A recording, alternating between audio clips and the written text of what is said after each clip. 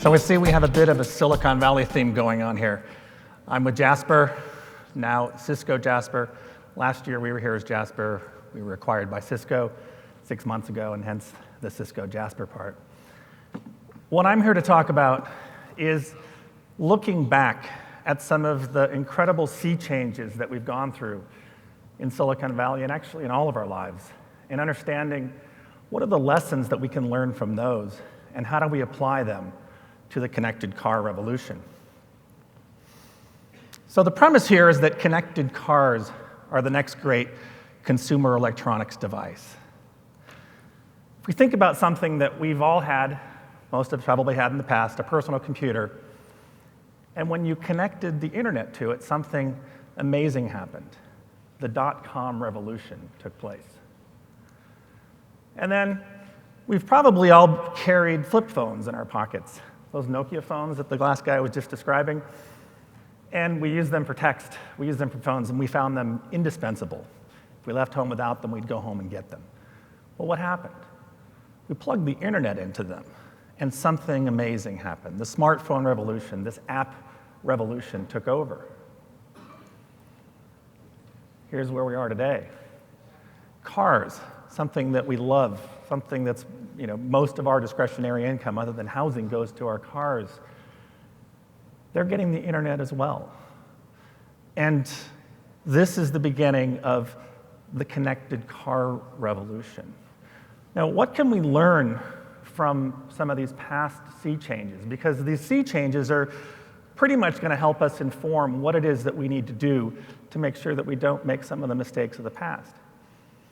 When I tell people that I work to help bring internet to cars, sometimes I get the old facepalm, like, no, I have internet in my car. It's my phone. It's sitting right next to me. That's the internet. Don't make me pay for another internet subscription. I don't want it. Just put the stuff that I have on my screen, my little phone screen, put it on the screen in front. I'll be happy. Android Auto, CarPlay, that's the solution. But when we look back at the smartphone evolution and revolution, people were saying the same thing. Oh, this is great. If I just could take the stuff that I'm doing on my desktop and use that little tiny screen and access my Yahoo Mail, my Flickr account, I'll be happy. I can get MapQuest on there, right? Well, guess what? None of those are the default standard experience now in smartphones. A lot of people use Snapchat. Instagram is the way people share photos. From MapQuest, the leading desktop destination for maps, people have replaced that and are using Waze. And fundamentally, these revolution happened because of two main factors. The first was that the new experiences took advantage of the hardware that was on the phone. It wasn't just some cloud-based replication of what you did at your desk, because they're very different use cases. Being able to access the fingerprint reader, the GPS location, motion tracking, graphics hardware for gaming, and the all-ubiquitous camera. That is an absolute game changer, and it's the things, these services and the apps that took advantage of those that won, absolutely hands down. And the second bit was these experiences run locally. You don't have to always be connected to be able to take advantage of them. So how does this apply then to the connected car disruption? When we think about the new services, people keep talking about the services that they're running on their smartphone. But if you look at all the different access to hardware that the car has, also, airbags, GPS, door locks, the mechanicals, the battery level, and all of the sensors that are on the car. It's the services that are going to be built from the ground up that are purpose-built to take advantage of and assume this ecosystem of sensors and information and local hardware. Plus, combined with the fact that embedded internet in cars stays with the car even when you're not. So when you take your phone with you, and that's your only source of internet in the vehicle, well then it's effectively become disconnected. I live in San Francisco. I park my car on the street, and Occasionally a car alarm goes off and my disconnected car forces me to stick my head out the window and hope it's not mine. Wouldn't it be nice if the car can send you a notification that says, hey, something's wrong with it, I just got a motion alert. Being able to have the internet with the car all the time, really important, especially when the vehicles that most of us have today, gas, the state doesn't change when we're gone from the car, other than in the case of somebody breaking in. EVs, the state is changing. The vehicle needs to be always online to let you know, hey, it's almost full, come and get me. So, absolutely, there are services that should be smartphone dependent. I spent time with HERE working on the HERE maps, and so multimodal maps are an important part. You start your journey at home, maybe in bed or at the kitchen table, looking to see how long it's going to take, and whether it takes you to somewhere else like the BART station, the tram station, or it takes you to the parking garage, you still need to be able to figure out how to get to the end of your destination. So there are absolutely things that your phone is beautiful for, but there are also the things that will be part of the revolution that take advantage of the embedded connectivity. We talked about the e-vehicles and how you can reserve a station and make the payments the car itself can pay as it's charging. Security, we talked about. Insurance, the gentleman was just here talking about. Those are part of the revolution. Safety, even Wi-Fi, something that people say, yeah, I can do it with my phone. Well, you don't have a huge antenna, which is the car, and you also don't have the simplicity of just turning your car on and your Wi-Fi hotspot starts up. You turn it off again and it shuts down, unlike having to go and make it happen on your phone. A lot more user interaction means it's just not something that people will do as often. So if the connected car is going to be the next consumer internet device, and we're going to have this incredible range of revolutionary experiences, what are some of the lessons to learn? Well, today, most of the auto OEMs are focused on subscription models. And in Silicon Valley in 1998, everybody was writing business plans that said, if I could just get 1 million people to spend $2.99 a month, we'll have a $1 billion company. And what happened? Well, if you look, it was the companies that actually made an incredibly compelling service, let users just use it, and then monetize it through, yeah, sure, there's premium subscriptions, and on average, 10 to maybe 15% of the people will use these premium services. But the other 85% of the people you still need to monetize, and you can monetize them through transactions. In the game industry for smartphones, when the first games came out, they were $4.99, and you could play it as much as you want. And then the really good ones were $10. That's gone away. They've realized, kind of going through the same logic, that we can make so much more money by giving away the game. A little Finnish company called Supercell figured it out, gave away the game Clash of Clans, and now they sell these microtransactions. You can buy little buckets full of crystals that allow you to build something faster, to beat an opponent with a better tank or a raid. They make $3 million a day selling microtransactions on a game that's free. So here we are now in the connected car space, and everyone's focused on building a complete set of services. We've gone from sort of wave one, which has been about safety and security, now here to the second wave, which I think most of the car companies are focused on, which is just building out this incredible portfolio. We need to have all the services need to work together. We have to pick the winning service and make sure that they work beautifully on our car, and we will own it, and then we will also sell subscriptions. So the innovation is taking place along the bottom axis, which is getting a complete portfolio offering. But the next wave is on a different axis, and this is where it goes from being kind of a set of services that are subscription-based to internet monetization styles. Now, the challenge here is if we're going to let the car companies capture the huge value that comes about to monetize the 85% of the people who don't want to pay for monthly subscriptions. How do they do it? One of the big differences between the model that happened in the .com and the model that happened with smartphones is that the user is paying for the data. In this instance, the car company has to pay for the data for all of the different apps that are used, and so every time they put a new service in there, even if the service is free, they're incurring costs. There's one large OEM that I work very closely with that said, look, I want to put Audible in the car. It's a great use case. People can listen to books. They can download them to the car. I can have some sort of pre-installed content for people to try and get hooked on a book. And the business team said, no. We have no idea how much downloading books is going to cost us. It's going to use a lot of data. You can't do that. But they would have the ability to offer purchase, discovery, and they could make money as a bounty. They could make money with a revenue share. And they could use the ability to charge the costs back of the data back to the service provider. And that's the key missing piece of how the car companies can adopt internet-style models, is pushing the cost of access, the cost of data, back onto the different service providers, who are then the ones who can use that as part of their monetization. They can take the risk of the data and figure out the best way to monetize the customer. They're a lot closer to the customer's use case than the OEM. Same thing, Spotify. Wouldn't it be great if Spotify could just already have a billing relationship with me?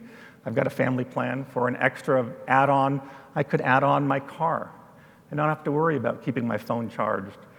The car itself could be the thing using the data and have me listen to my music.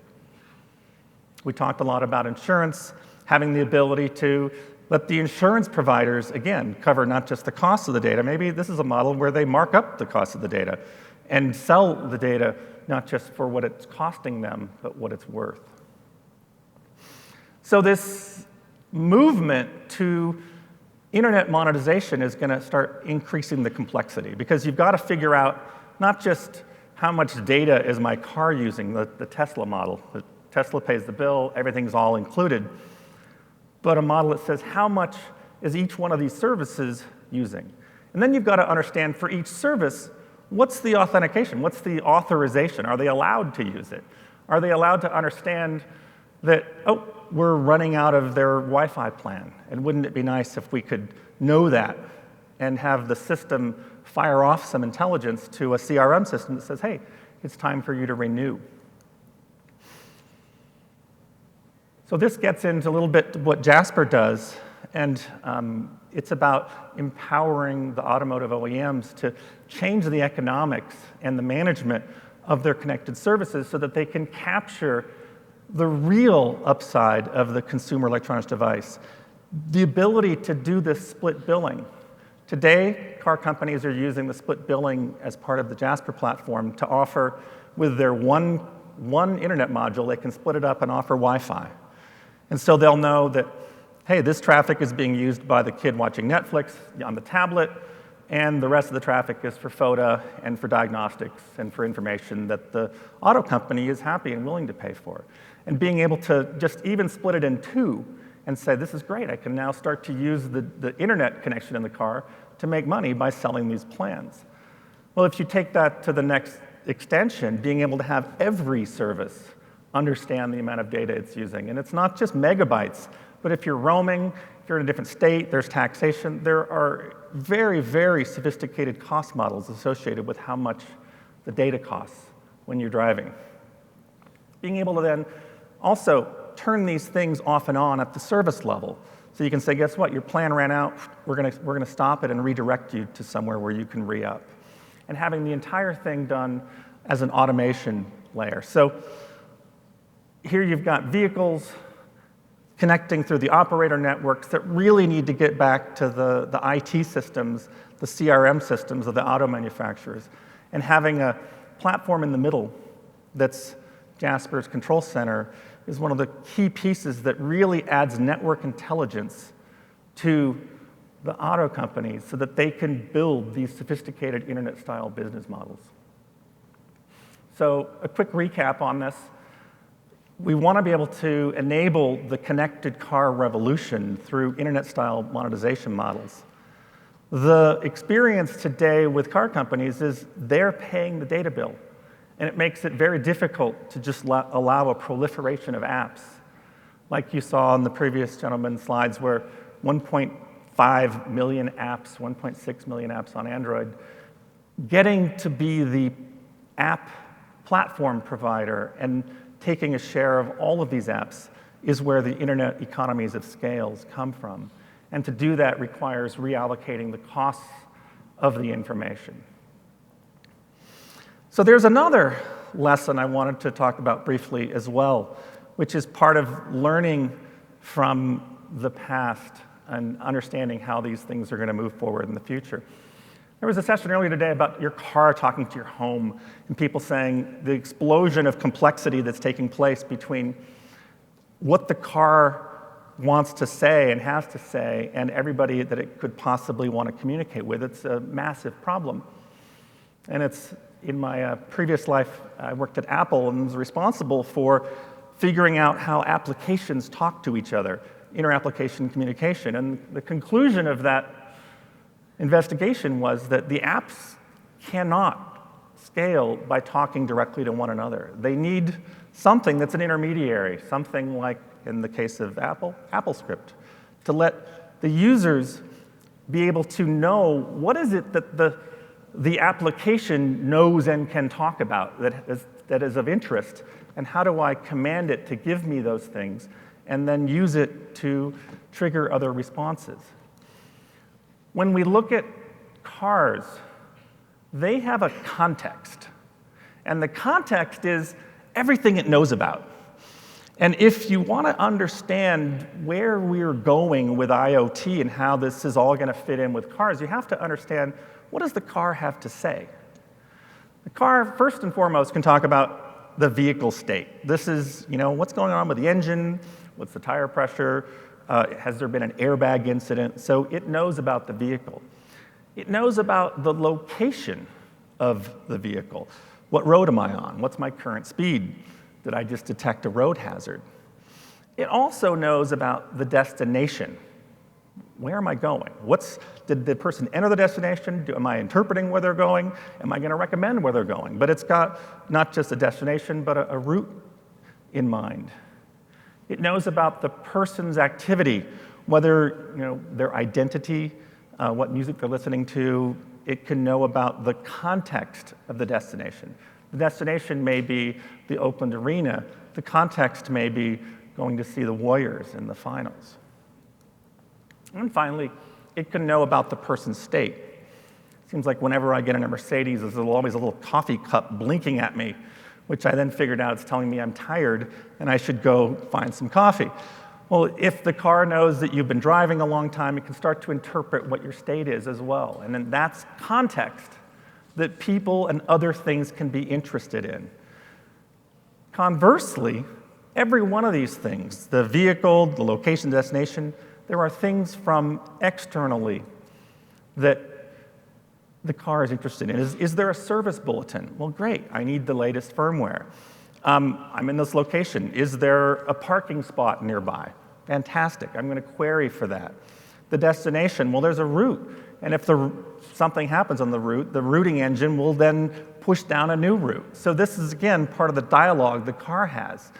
And when, I know there's probably too many things to remember, so the simplest part is the car's context has three main contexts. It knows about the vehicle, knows about the location, and it knows about the person. And when you start to build up a vocabulary of all the things the car can say and do within this context, then you can start to put together your own sentences. This person, location, vehicle information, when it connects with your home, you can push content like your arrival time so that ahead of time the car can be, the house can be heated. Or when you arrive home, your alarm can be disarmed. Things like this, where the information gets pushed to another one. Now, is your car talking directly to your thermostat? Probably not. Instead, it's this IoT-style scripting language. If there's one thing that I could urge, it would be for the OEMs to understand how their cars' contexts are discoverable by things like IFTTT, IFTTT. It's an app that allows you to control different IoT objects by state conditions of one. So when I leave the house, it will turn off my Nest and set it to away. Things along that line. So the car is not talking directly to any of these things. The car is responding, pushing alerts that I've registered that say, I want to know when I'm coming home, and I'll do some information with that. And so this same model, helps you connect with cities and auto manufacturers, other drivers, friends and family. It's really, there's an amazing amount of conversations that will take place. And to understand the role of the vehicle, really it's helpful to understand what does the vehicle have to say, and that will be part of the foundation. So really in conclusion, connecting the cars is really just the beginning. It's connecting the cars and allowing internet-style monetization models. It's connecting the cars and using Jasper Control Center. And it's connecting the cars and making them discoverable through scripting-style IoT languages. Thank you very much.